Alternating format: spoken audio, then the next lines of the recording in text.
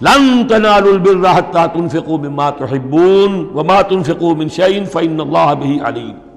اس آیت کا حوالہ میں دے چکا ہوں آیہ بر کے ضمن میں کہ یہ جو نیکی ہے، مظاہر نیکی میں سے، عملی نیکی میں سب سے بڑی، سب سے پہلی، سب سے مقدم انسانی ہمدردی، اور انسانی ہمدردی میں اپنا مال خرچ کر سکنا، اور مال بھی وہ کہ جو محبوب ہو، ردی ہو، دل سے اتر گیا ہو، بوسیدہ ہو گیا ہو، وہ کسی کو دے کر اور سمجھا جائے کہ حاتم طائی کی قبر پر لات مار دی میں نے، تو وہ حماقت ہے اپنی جگہ پر۔ لن تنالوا البر حتى تنفقوا مما تحبون، تم ہرگز نہیں پہنچ سکو گے نیکی کے مقام کو جب تک کہ خرچ نہ کرو اس میں سے جو تمہیں پسند ہے۔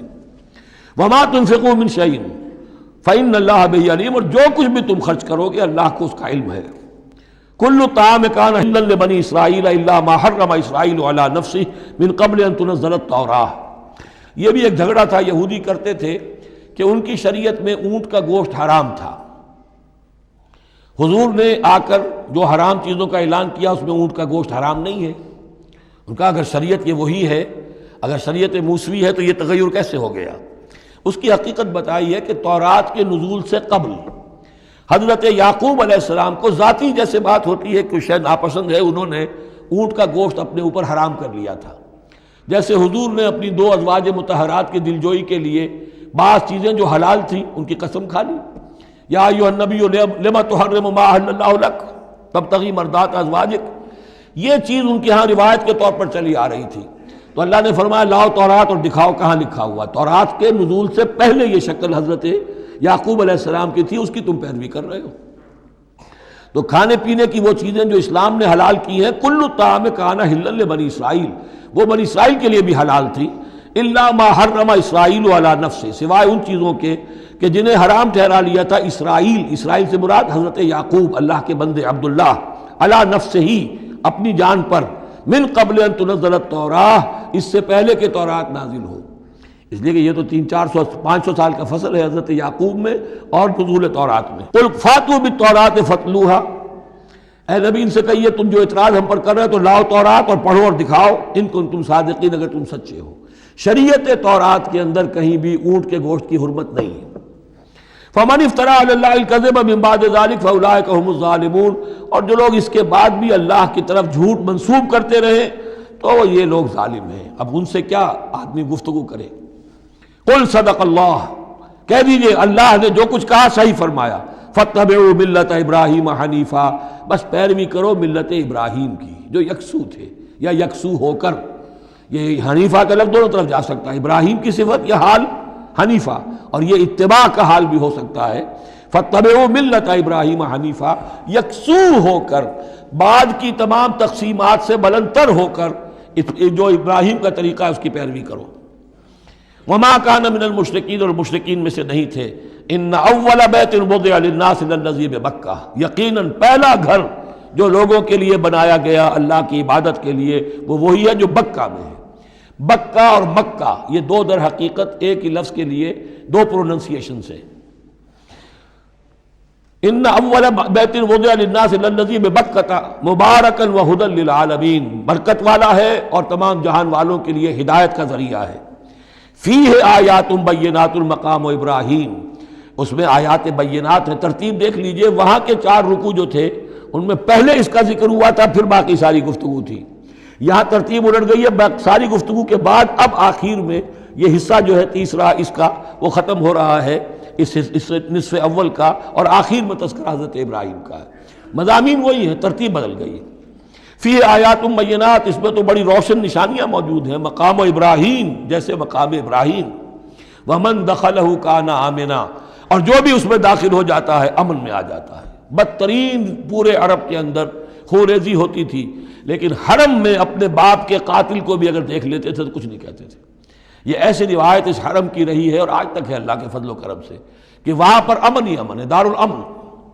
من دخلہ کان آمنا وَلِلَّهِ عَلَى النَّاسِ حِجُّ الْبَيْتِ مَنِ اسْتَطَاعَ إِلَيْهِ سَبِيلًا، اور للہ علی الناس، اب لام اور علی کو یہاں نوٹ کر لیجئے، اللہ کا حق ہے لوگوں پر کہ وہ حج کریں اس کے گھر کا، جو بھی استطاعت رکھتا ہو اس کے سفر کی۔ للہ علی الناس، اللہ کا حق ہے لوگوں پر، حج البیت، گھر حج کرنا بیت اللہ کا، من استطاع الیہ سبیلا، جو بھی استطاعت رکھتا ہو راستے کی، سفر کی، ومن کفرا، اب یہاں کفرا کے معنی کیا ہوں گے؟ جو استطاعت کے باوجود حج نہیں کرتا وہ گویا کہ کفر کرتا ہے۔ ومن کفر فإن اللہ غنی عن العالمین، تو وہ اللہ تو غنی ہے تمام جہانوں سے۔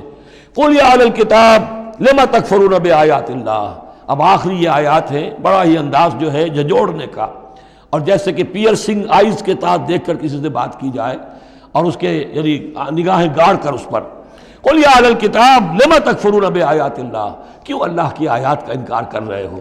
واللہ شہید علی ما تعملون، اور جبکہ جو کچھ تم کر رہے ہو اللہ اسے دیکھ رہا ہے۔ قل یا اہل الکتاب لم تصدون عن سبیل اللہ، کہہ دیجئے ہے کتاب والو کیوں روکتے ہو اور روکتے ہو؟ صدا یا سدو دونوں معنی دیتا ہے، لازم بھی متعدی بھی، خود رک جانا، دوسروں کو روکنا۔ کیوں رکتے ہو اور روکتے ہو اللہ کے راستے سے؟ من آمنا، جو ایمان لے آتا ہے، تبغونہا عوجا، تم اس کے لیے ٹیڑھ تلاش کرتے ہو، سازشیں کرتے ہو کہ صبح کو ایمان لاؤ اور شام کو کافر ہو جاؤ، تاکہ یہ ایمان والے جو ہیں ان کے دل میں بھی وسوسے اور دغدغے پیدا ہو جائیں۔ من آمن تبغونہا عوجا، تم چاہتے ہو کہ وہ بھی کج راستہ اختیار کر لے، وانتم شہداء، اور تم خود جانتے ہو جو کچھ کر رہے ہو۔ وما اللہ بغافل عما تعملون، اور اللہ غافل نہیں اس سے جو تم کر رہے ہو۔ لیکن ان تمام سازشوں کے جواب میں اہل ایمان سے کہا گیا یا ایھا الذین آمنوا ان تطیعوا فریقا من الذین اوتوا الکتاب یردوکم بعد ایمانکم کافرین، اے وہ لوگوں جو ایمان لائے ہو، اگر ان اہل کتاب کے ان کسی گروہ کی تم پیروی کرو گے تو یہ تمہیں لازماً لوٹا کر لے جائیں گے تمہارے ایمان کے بعد، پھر تمہیں کفر کی حالت میں لے جائیں گے۔ وَكَيْفَ تَكْفُرُونَ، اور سوچو تو صحیح کیسے کفر کرو گے، کیسے اس راستے پر جاؤ گے۔ وَأَنْتُمْ تُتْلَىٰ عَلَيْكُمْ آیَاتُ اللَّهِ، جبکہ تم پر اللہ کی آیات پڑھ کر سنائی جا رہی ہیں۔ وَفِيكُمْ رَسُولُهُ، اور تمہارے اندر اس کا رسول موجود ہے بنفس نفیس۔ اس سے آپ اندازہ کیجئے کہ علماء یہود کا کتنا اثر تھا۔ اوس اور خزرج کے لوگ بڑے مرعوب تھے، چونکہ یہ ان پڑھ لوگ تھے، کوئی کتاب نہیں، کوئی شریعت نہیں، کوئی قانون نہیں، یہ لوگ صاحب کتاب تھے، صاحب شریعت تھے، ان کے ہاں علماء تھے، تو مرعوب تھے۔ لہذا یہاں جو اوس اور خزرج کے لوگ اسلام لے آئے تھے ان کے بارے میں اندیشہ ہوتا تھا کہ کہیں ان ساری ریشہ دوانیوں کا شکار نہ ہو جائیں۔ وَكَيْفَ تَكْفُرُونَ وَأَنْتُمْ تُتْلَىٰ عَلَيْكُمْ آیَاتُ اللَّهِ وَفِيكُمْ رَسُولُهُ، کیسے کفر کرو گے تم جبکہ تمہیں اللہ کی آیات پڑھ کر سنائی جا رہی ہیں اور اللہ کے رسول تم میں موجود ہیں۔ وَمَن يَعْتَصِم بِاللَّهِ فَقَدْ هُدِيَ إِلَىٰ صِرَاطٍ مُسْتَقِيمٍ، اور جو اللہ سے چمٹ جائے اس کی ہدایت ہو گئی ہے صراط مستقیم کی طرف۔ جو اللہ کی پناہ میں آ جائے، جیسے بچہ اگر اسے خطرہ محسوس ہو، شیرخوار بچہ دوڑ کر آ کے ماں سے چمٹ جائے گا، اب وہ یہ سمجھے گا میں قلعے میں آ گیا ہوں، اب مجھے کوئی کچھ نہیں کہہ سکتا، میں اپنی ماں کی گود میں آ گیا، ماں سے چمٹ گیا۔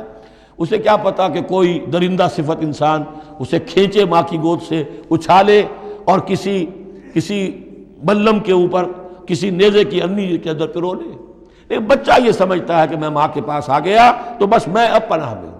ایسے ہی من یعتصم باللہ، جو اللہ کی پناہ میں آ گیا، فقد ہدی الی صراط مستقیم، اس کی ہدایت تو ہو گئی سیدھی راہ کی طرف۔ اللہم ربنا اجعلنا منہم، اللہم ربنا اجعلنا منہم، آمین یا رب العالمین۔